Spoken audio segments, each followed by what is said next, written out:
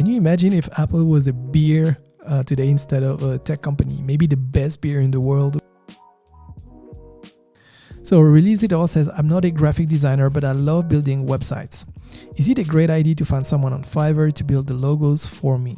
Yes and no. So why do I say that? Well, just because on Fiverr you can find some pretty amazing designers and you can find some really bad ones. I've seen some people that, they go on Fiverr and then let's say they have a lifetime plan on Envato Elements. First of all, you're not going to pay $5, you're going to pay more, and then all they do is they download a logo on Envato Elements, they change the color, put your name, and that's what you pay.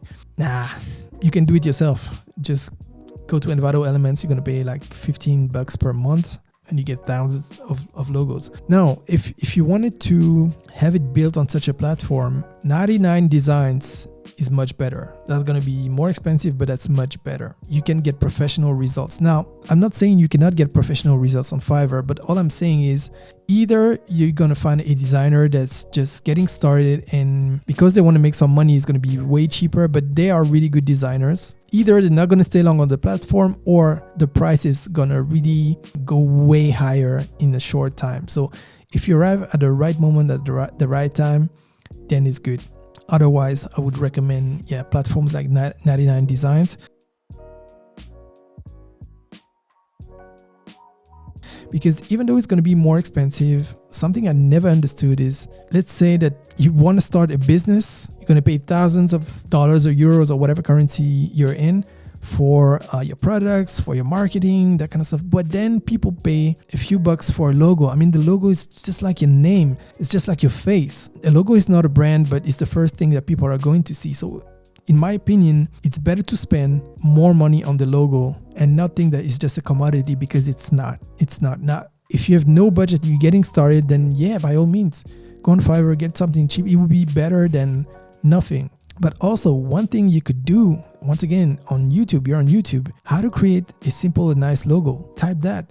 There are some traits of a nice logo. To me, a good logo is simple. It's good in black and white or in color. So gradients in the logo, I mean, if your logo is looking good because there's a gradient, forget about that. Your logo needs to look good in black and white. Next, it should be as good on a tiny pencil as on a giant billboard. Think about Apple. Think about the Apple logo. And I know Apple is I don't know how many trillions of dollars company, but when they started, they were not. Actually, the first logo of Apple was really bad.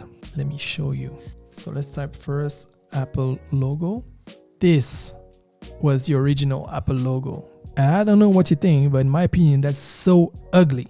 So the good news is you can start with an ugly logo and then become one of the most valued companies in the world. I'm not saying that they wouldn't have reached what they've reached today if they hadn't changed the logo, but this is not really an iconic logo that you're proud of. First of all, it doesn't respect the elements I gave you about a good logo. It's not simple. Second, if you try to, here it's in black and white, so let's forget about the color part. But for the third one, just try to stick this on favicon or on a pencil. Come on. This is Newton under a tree with an apple. And it says, Newton, a mind forever, voyaging through strange seas of thought alone. Nobody cares. That's the truth. But then what happened is, if I believe the Steve Jobs biography, which I haven't finished. Now, don't quote me on this, but if I recall correctly, Steve Jobs at the time knew that something was off with the logo, so he decided to actually ask one of the best designer at the time, which name I've completely forgotten. But basically, they asked him, can you do something about our logo? Don't quote me on this, but the guy said, okay, but I have two conditions. The first condition is that it's going to be $100,000. And the second condition is going to be that I just give you the logo and you don't have your say in it. So take it or leave it. That was a tough one, especially for someone like Steve Jobs, but he paid, and today you got one of the best iconic logos of all times. So I'm not saying you're Apple, but what I'm saying is, if even Steve Jobs had to ask a designer to do the design, it's better that you invest what you can invest in a logo. And I'm saying that because I know some people have no budget, but sometimes people have budget, but they just think, hey, it's not important. It's just a logo. It's just a logo. Come on. It's not just a logo. It's the first thing people are going to see. It's how they're going to remember you. One other element of good logos is, can you recreate the logo? So if I change the page here and I ask you to redesign the Apple logo now on a sheet of paper, can you do it? Or if I ask you to design the Nike logo, can you do it? McDonald's, can you do it? Now, if I ask you to redesign the first Apple logo, can you do it? I'm talking about really precisely. I bet you can't. I bet you can't. So that's why it's so important to invest. I don't know if you have a limited budget, but you should still view the logo as something really crucial. It's not the only thing, but it's something crucial. And Abusan Kasky says, lol at Apple's first logo. One thing you have to know is this is something I almost always talk about when I meet new clients. I'll be in the office and they will say, yeah, I get a logo on Fiverr or something. And I'm always like, do you have a moment? Yeah? Okay, let me show you something. And then I always show that logo, and I have other examples, but then it really helps them to understand, okay, if Apple had to go through this, who am I to say I don't need to get a better logo? Usually that's how it works out. And Arnaud says, to be fair, the first Apple logo reminds me of a beer label mostly.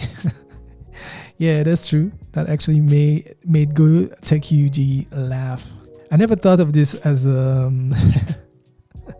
as a beer label, but yeah, maybe they missed something. Can you imagine if Apple was a beer today instead of a tech company? Maybe the best beer in the world with the iBeer.